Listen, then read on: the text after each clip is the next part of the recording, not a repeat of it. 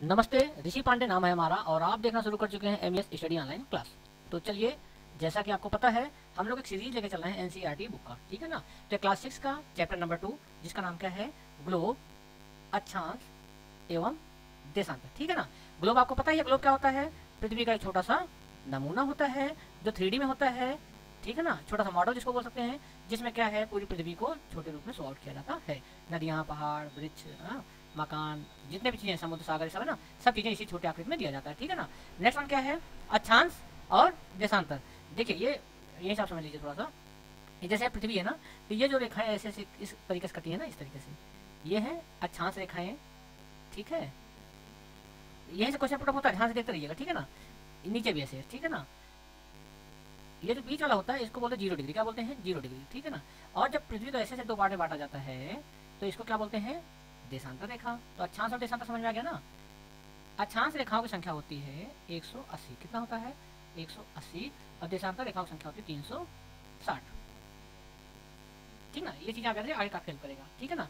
और आपको पता है ना, पृथ्वी जैसे ये जो लगाया है कील, यहाँ क्यों लगाया है ना, यहाँ पे, ठीक है ना। इसको तो यहाँ भी लगाया जा सकता था यहाँ पे, लेकिन पृथ्वी एक्चुअली घूम ऐसे रही था, ठीक है ना। और घूम कैसे रही है, पश्चिम से पूर्व, ठीक है ना। ये इसमें मेन चीजें थी। अब इसी को आप आगे बढ़ते जाएंगे, देखते जाइए। अक्षांश क्लियर हो गया ना, क्या है। अच्छा, अक्षांश क्या है, पृथ्वी को दो भागों में बांटती है। ऊपर वाले भाग को बोलते हैं उत्तर, क्या बोलते हैं उत्तर, और नीचे वाले को बोलेंगे दक्षिण। और जो ये देशांतर रेखा डिवाइड करती है पृथ्वी को, एक साइड ये पूर्व करती है और एक साइड पश्चिम, ठीक है ना। तो वही ऊपर वाला क्या हो जाता है उत्तर, नीचे वाला दक्षिण, इसको बोलते हैं ईस्ट और ये बोलते हैं वेस्ट। ये आप याद रखिएगा, ठीक है ना। चलिए अब हम चैप्टर शुरू करते हैं। मेन चीजें आप समझ गए हैं, यही वर्ड कोड आप पकड़े होंगे, काफी चीजें क्लियर होती जाएंगी, ठीक है ना। तो चलिए एक बार शुरू करते हैं, अच्छे से ध्यान देकर सुनिएगा। मैं चैलेंज करता हूँ सबकॉन्शियस माइंड एग्जाम में आपकी काफी ज्यादा हेल्प करेगा, काफी ज्यादा, ठीक है ना। चलो ठीक है। देखा, पिछले अध्याय में आप पढ़ चुके हैं कि हमारी पृथ्वी गोलाकार नहीं है। क्या नहीं है, गोलाकार। यह एग्जाम में क्वेश्चन आता है, ठीक है ना।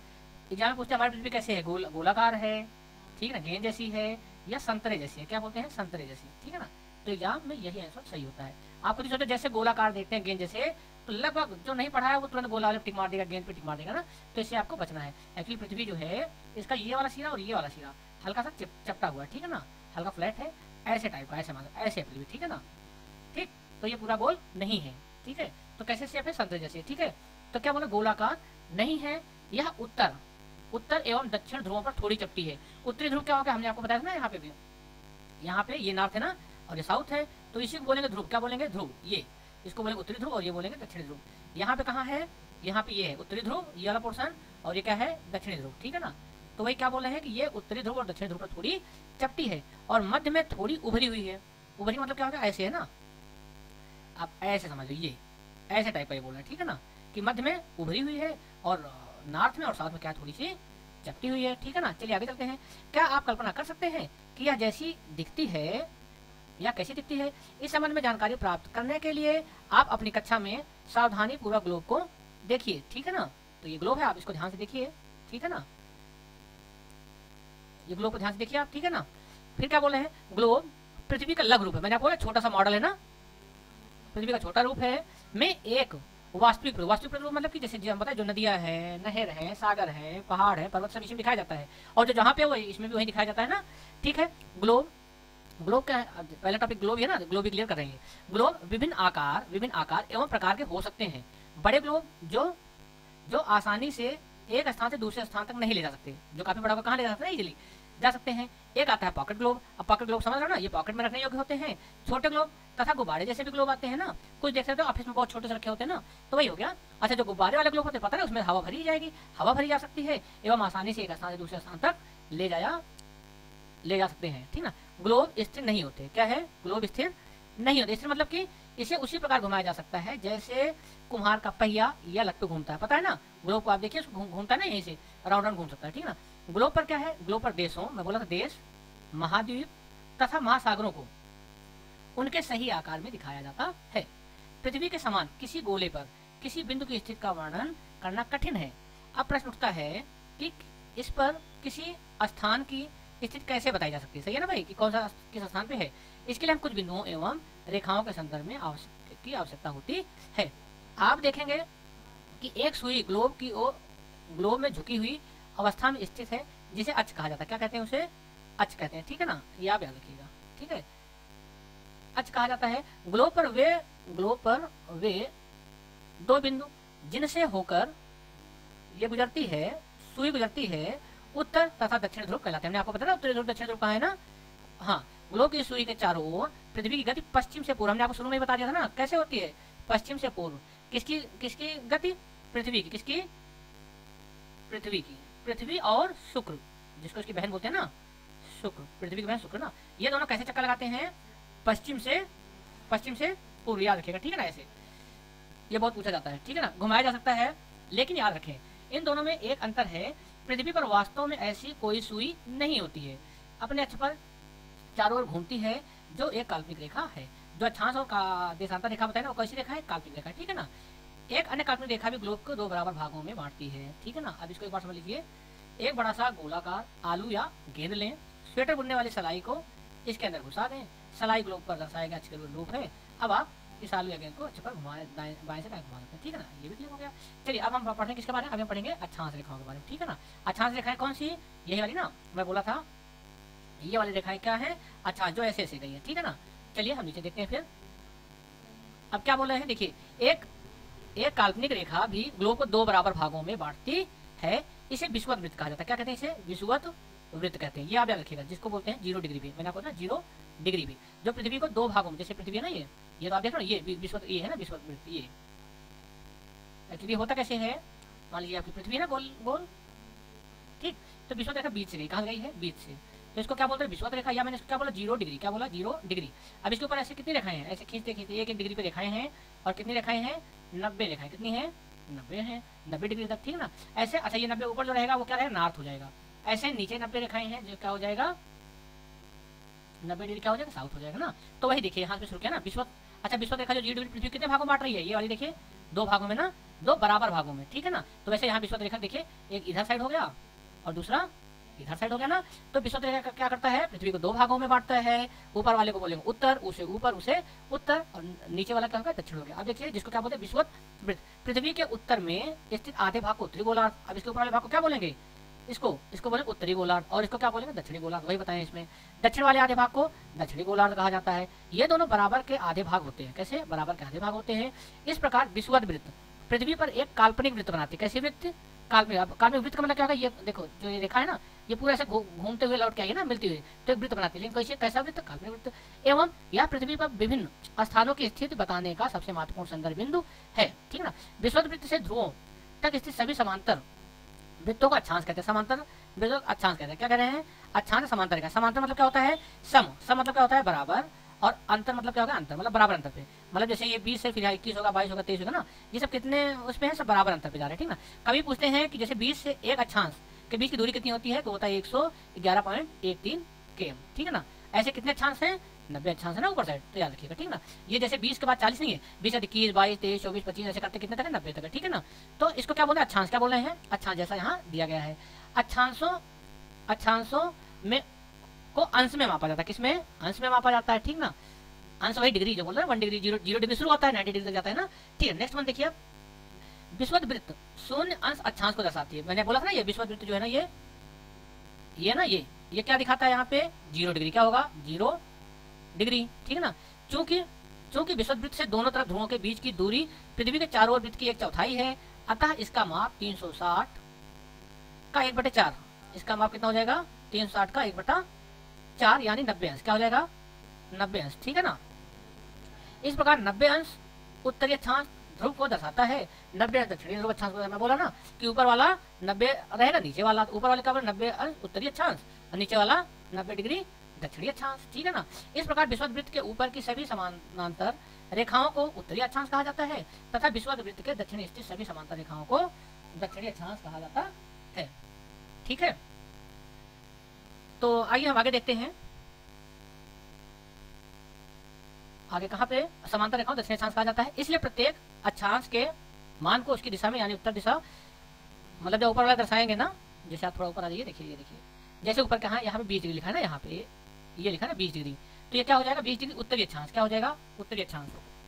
और नीचे वाला भी 20 लिखा है, 20 डिग्री ना, नीचे वाला क्या हो जाएगा? 20 डिग्री दक्षिणी अक्षांश, ठीक है ना। उसी को आगे आपको बता रहे हैं। ऊपर जितनी डिग्री होगा, क्योंकि ऊपर भी 90 है, नीचे भी 90 है ना, तो उसी को बोलते हैं, ठीक ना।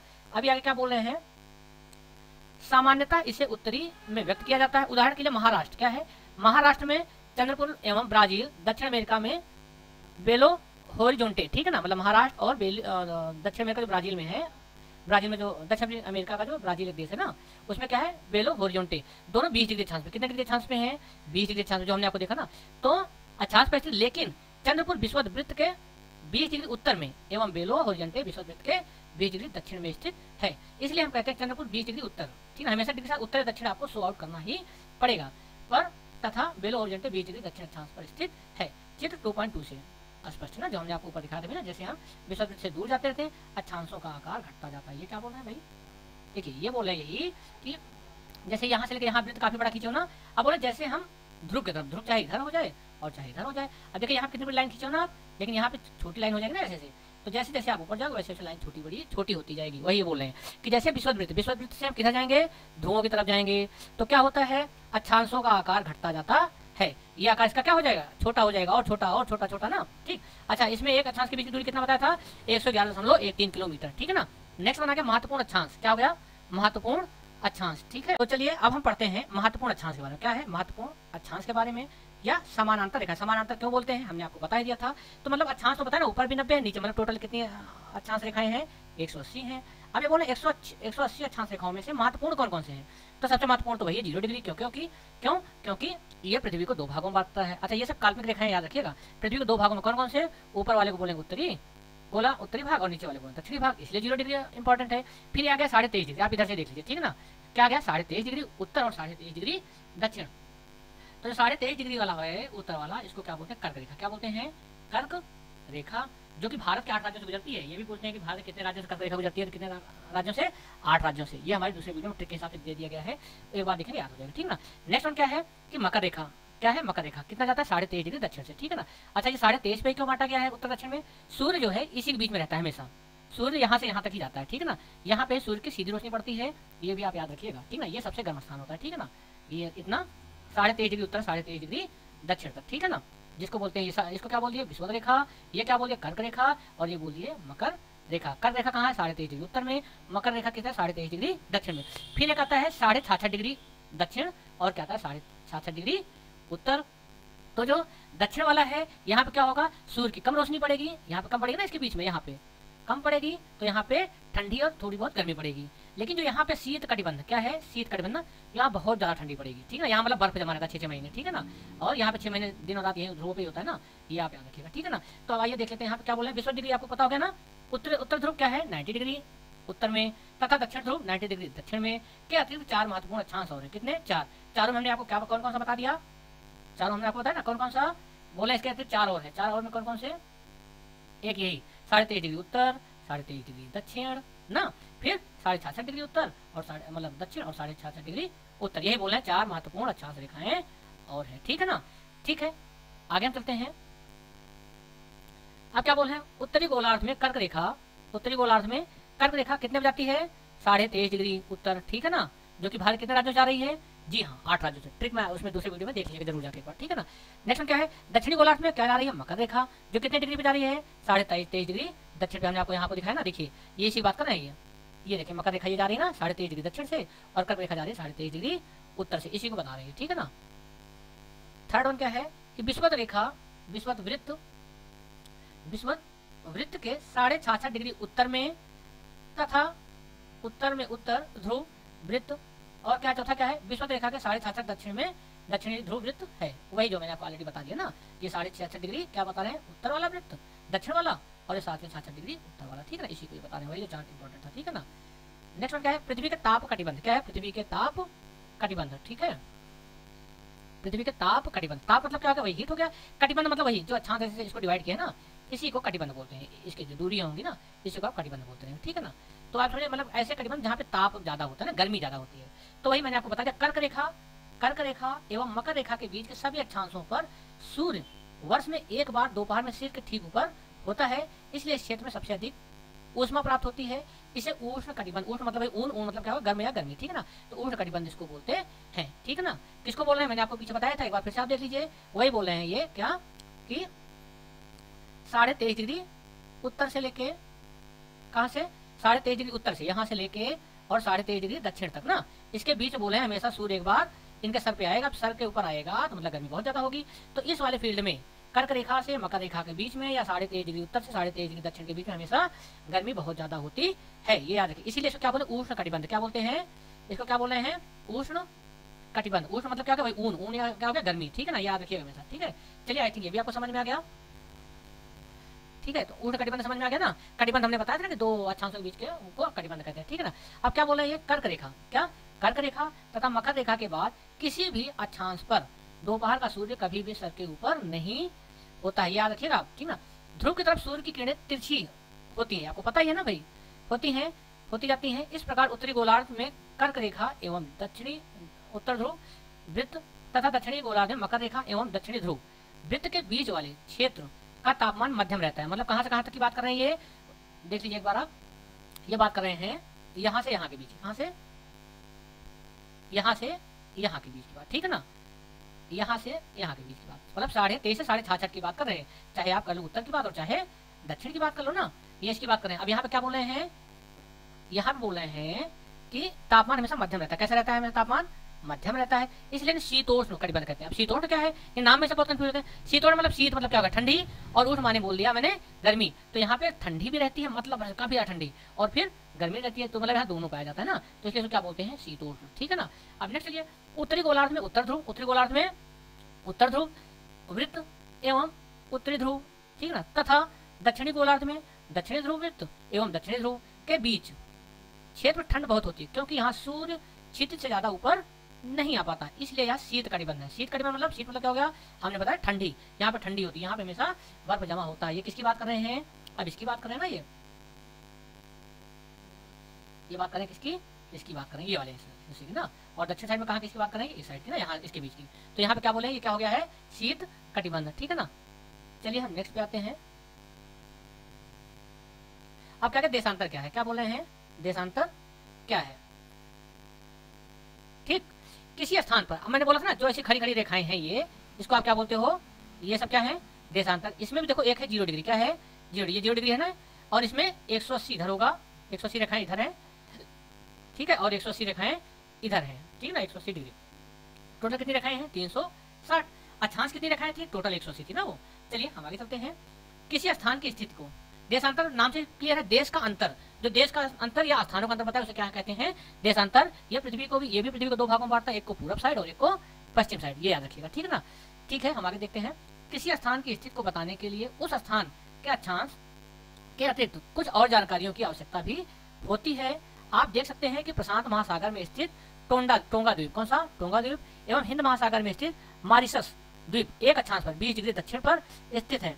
उनकी सही स्थिति जानने के लिए यह पता करना होगा कि उत्तर ध्रुव को दक्षिण ध्रुव से जोड़ने वाली संदर्भ रेखा से पूर्व या पश्चिम की ओर इन स्थानों की दूरी कितनी है। इन संदर्भ रेखाओं को देशांतरी या में उत्तर रेखाएं कहते हैं। कौन सी, दक्षिणी देशांतरी, देशांतरी मतलब देश का अंतर, ठीक है ना, कहते हैं। तथा उनके बीच की दूरी को देशांतर, उनके बीच की दूरी क्या बोलते हैं, देशांतर कहते हैं ना। दूरी को देशांतर के अंशों में मापा जाता है।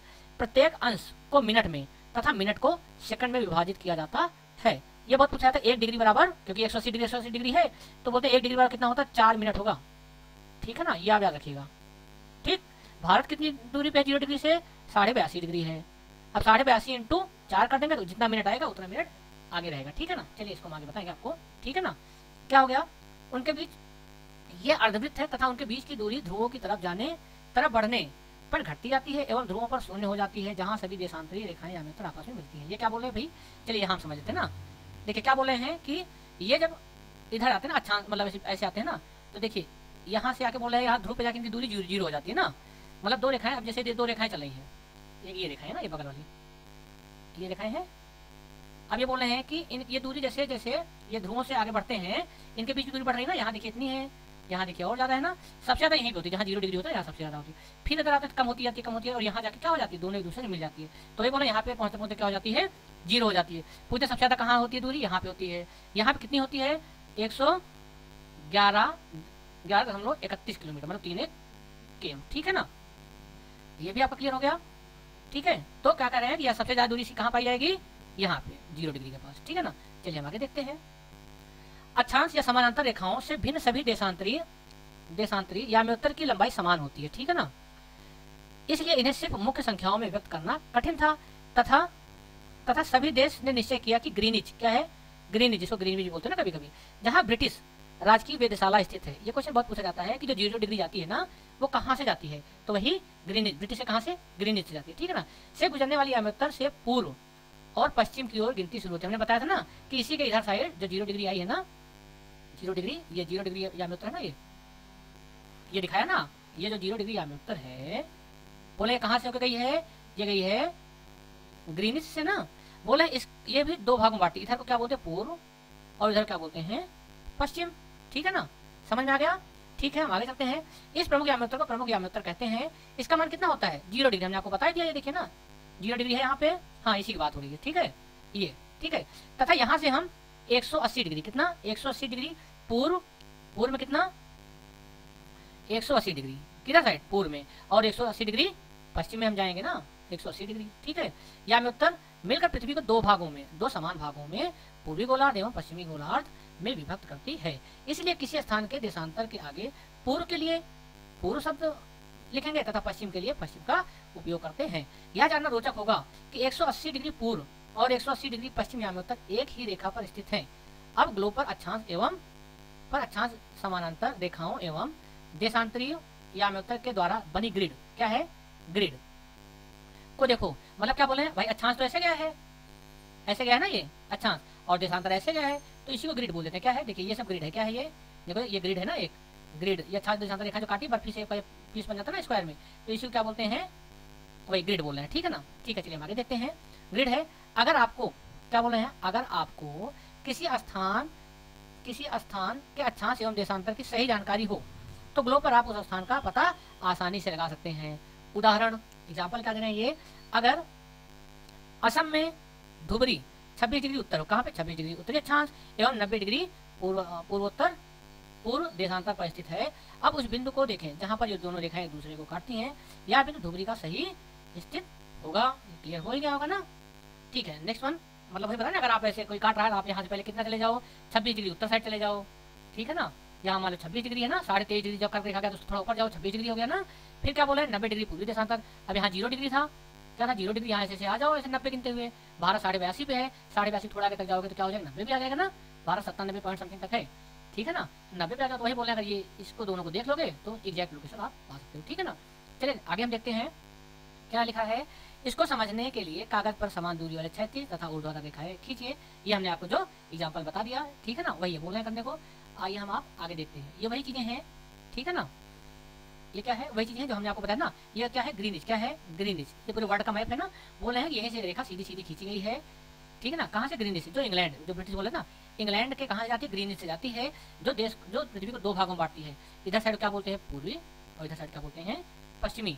भारत किधर साइड है, भारत पूर्व साइड है ना, इसीलिए आपने सुना होगा भारत में कहते हैं पश्चिमी सभ्यता आ रही, पश्चिमी सभ्यता मतलब इधर सभ्यता इधर अपने साइड आ रही ना, तो उसी बोलते पश्चिमी सभ्यता हम पे हावी हो रही है, ठीक है ना। तो आप ये समझ गए ना।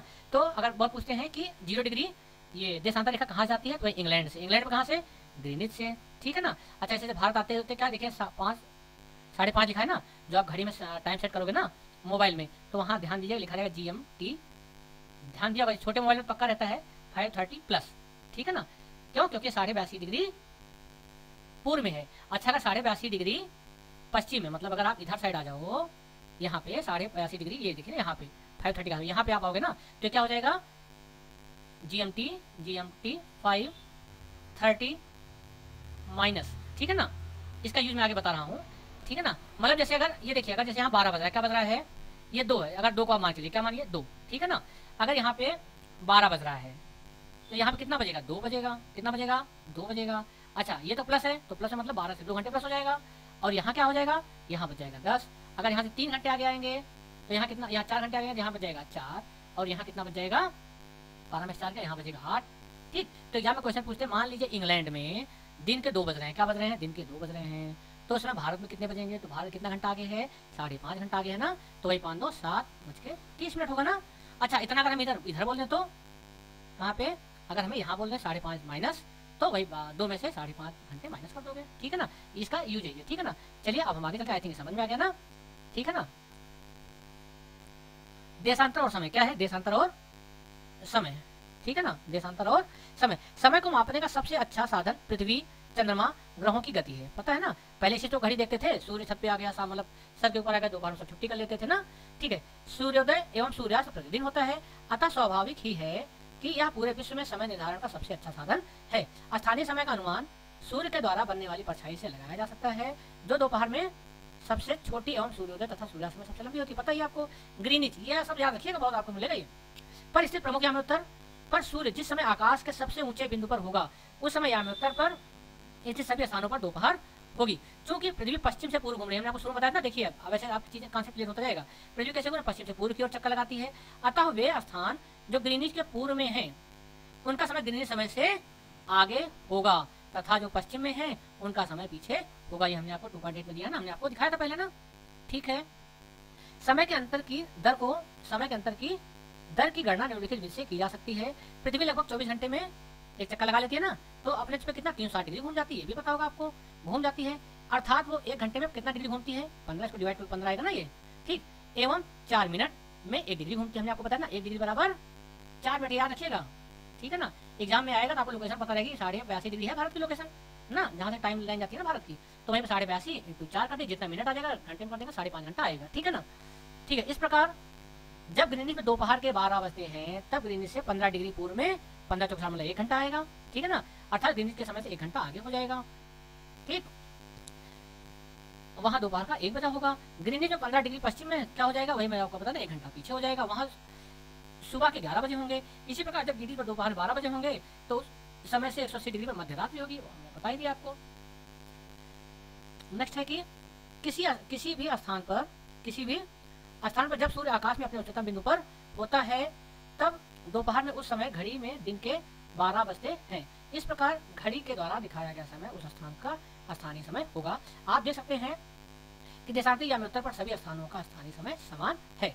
हम मानक समय क्यों मानते हैं, ये भी सही है ना भाई, हम मानक समय क्यों मानते हैं। अलग अलग याम्योत्तर पर स्थित स्थानों का स्थानीय समय में अंतर होता है। उदाहरण के लिए बहुत से देशांतरों से होकर गुजरने वाली रेलगाड़ियों के लिए समय सारणी तैयार करना कठिन होगा। अगर नहीं मानेंगे ना, भारत में गुजरात के द्वारका, आप ये समझ लो, एक मिनट आप टॉपिक सीधा आइए, हमने आपको काफी बार बताया, अब आपको ये याद हो गया होगा ना, इसीलिए मैं चीजें कई बार रिवीजन करता हूँ। भारत से जो ये देशांतर रेखा जो गई है ना, वो समय रेखा कहाँ से गई है, 82.5 डिग्री से। कितने डिग्री से, 82.5 डिग्री से, ठीक है ना। और ये शुरू कहाँ से हुआ देशांतर में, 68 डिग्री से, 67.7 एग्जैक्ट है, 67.7 से, ठीक है ना। ये क्या है, 97 डिग्री तक, ठीक है ना। तो उसी बीच में 82.5 पड़ता है, तो यहाँ से टाइम देखा गई, कहाँ क्या कौन सी लिखा गई है, टाइम लिखा गई है। पूछते हैं कहाँ से गई है, तो यहीं पे है, कहाँ से, उत्तर प्रदेश में इलाहाबाद पड़ता है, इलाहाबाद का नैनी क्या है, नैनी से, तो ये बहुत पूछते हैं, ठीक है ना, ये आप याद रखिएगा, ठीक। तो यही समय से, यही का समय का निर्धारण होता है। अच्छा, यहाँ से जैसे भाई यहाँ से और यहाँ के बीच में समय में लगभग 1 घंटे 45 मिनट का अंतर है। कितने घंटे का, 1 घंटा 45 मिनट का, ठीक। चलिए हम आगे देखते हैं। गुजरात के द्वारका, गुजरात कहाँ है, जी हाँ, ये है आपका गुजरात का द्वारका। द्वारका दी जानते हैं ना, वही द्वारिका यहाँ पे है, ठीक है ना। गुजरात के द्वारका से असम के डिब्रूगढ़, असम कहाँ है, जी हाँ, यहाँ पे ना असम, यहाँ पे असम है। असम का कौन सा, डिब्रूगढ़। क्या स्थानीय समय में लगभग कितने देर का अंतर, टाइम का, 1 घंटे 45 मिनट का अंतर होगा, ठीक ना। इसलिए यह आवश्यक है कि देश के मध्य भाग से होकर गुजरने वाली किसी याम्योत्तर के स्थानीय समय को देश का मानक समय माना जाना चाहिए। मतलब अगर भारत में टाइम का निर्धारण होता है तो कहाँ से होता है, जी हाँ, इसी नैनी के पास से ही होता है। ये आप याद रखिएगा, बहुत पूछा जाता है, ठीक ना। इस याम्योत्तर रेखा के स्थानीय समय को पूरे देश का मानक समय माना जाता है। भारत में 82.5 डिग्री पूर्व, क्या है, भारत में 82.5 डिग्री पूर्व, 82.30 डिग्री पूर्व को मानक याम्योत्तर माना गया है। इस याम्योत्तर के स्थानीय समय को पूरे देश का मानक समय माना जाता है। इसे भारतीय मानक समय के नाम से जाना जाता है। पूछते हैं भारतीय मानक समय रेखा कहाँ से जाती है, तो वही इलाहाबाद के नैनी से होके जाती है। अब देखिए इसमें क्या पूछा है, कबीर, का कबीर है, ठीक है। कबीर भोपाल के निकट एक छोटे से नगर में रहता है। वह अपने मित्र आलोक से कहता है कि वे लोग आज रात में नहीं सो पाएंगे। भारत इंग्लैंड के बीच क्रिकेट मैच जो कि लंदन में 2 बजे है, ठीक। लंदन वही मैं बोला ना, हमेशा वहीं से देंगे, लंदन वही क्या जो ब्रिटिश था ना, वो मैं बोला था, वहां अगर 2 बज रहा है तो भारत में कितना बढ़ेगा, 5.5 घंटा जोड़ लेना है बस, ठीक है। चलिए देखते हैं 2 बजे अपराह्न में वहां मैच शुरू होगा, अर्थात भारत के समय अनुसार कितना बजेगा, 7:30 बज जाएगा ना, होगा, तथा देर रात में समाप्त होगा। क्या आप जानते हैं कि भारत एवं इंग्लैंड के बीच समय का अंतर क्या है, हमने आपको बताया ना, 5.5 घंटा, 5:30 प्लस है, माइनस रहेगा तो 5.5 घंटे माइनस हो जाएगा, तो अपना क्या है, प्लस है। भारत के ग्रीनिच के पूर्व 82.5 डिग्री पूर्व में स्थित है, तथा यहाँ का समय ग्रीनिच समय से 5.5 घंटा मिनट क्या है, आगे है, आगे वहां 2 है तो यहाँ 7:30 बजेगा, इसलिए जब लंदन में दोपहर के 2 बजे होंगे तब भारत में शाम के 7:30 बजे होंगे।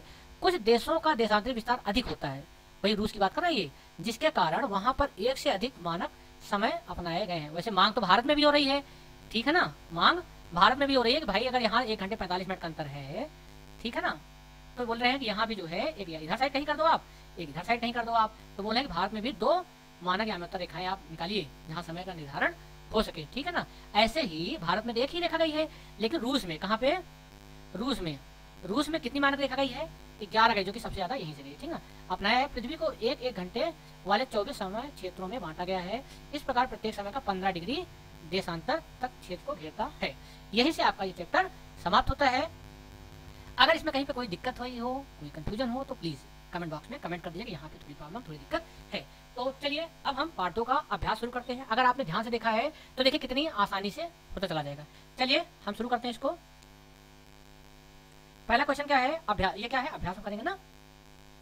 पृथ्वी का सही आकार क्या है, संतरे जैसा है। क्या है, संतरे जैसा या उसका दोनों ध्रुव चपटा हुआ जैसा क्वेश्चन है, कंडीशनल है ना ये। ग्लोब क्या है, ग्लोब ने आपको बताया पृथ्वी का छोटा सा एक नमूना है जिसमें सभी देश, पहाड़, पर्वत, नदियां ये सब बराबर दिया गया है।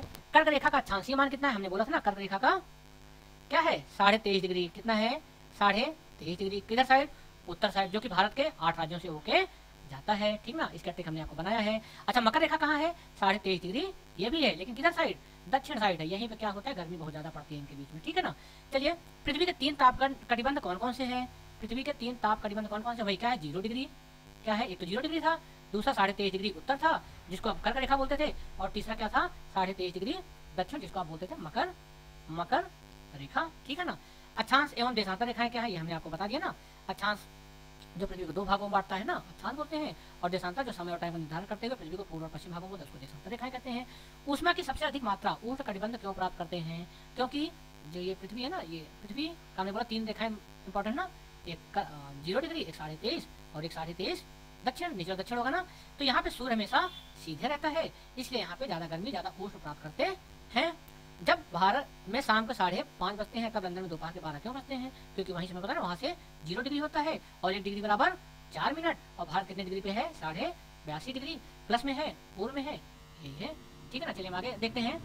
अब ये सब तो आपको याद हो गया हो ना, तो हमारे बताने से पहले आप बता दिया कीजिए इसमें सही और गलत का निशान, मतलब जो सही पर सही का। प्रमुख याम्योत्तर कितना डिग्री पे है, जी हाँ 0 डिग्री पे है, जो कि कहा जाता है इंग्लैंड या ब्रिटेन के ग्रीनिच स्थान से। कहाँ से, ग्रीनिच या ग्रीनविच बोलते हैं ना उसको।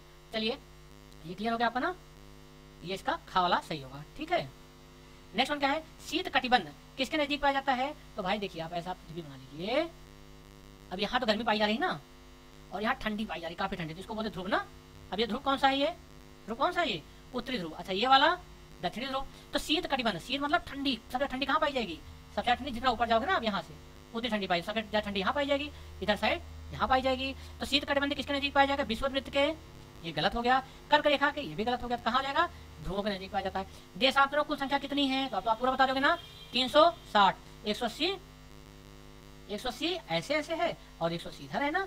अच्छा, अगर अक्षांश की रेखाएं पूछते तो 180 होती टोटल ना, 90 ऊपर और 90 नीचे, ठीक है ना। दक्षिणी ध्रुव वृत्त स्थित है किस गोलार्ध में, तो क्लियर है दक्षिणी गोलार्ध में ही होगा ना, दक्षिणी ध्रुव यही वाला ना, दक्षिणी गोलार्ध में है।